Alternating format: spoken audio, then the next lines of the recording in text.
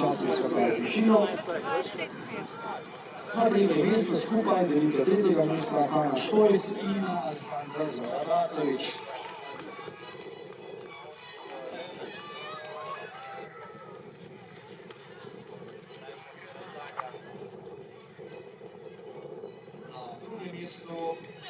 Ana Gajžul, ki je skočila 159 cm, in Aleksandra Zora 156 na tretjo, zmagovalka Maša Radovan pa je zmogla 159 cm za zmago na današnjem atletskem pokalu.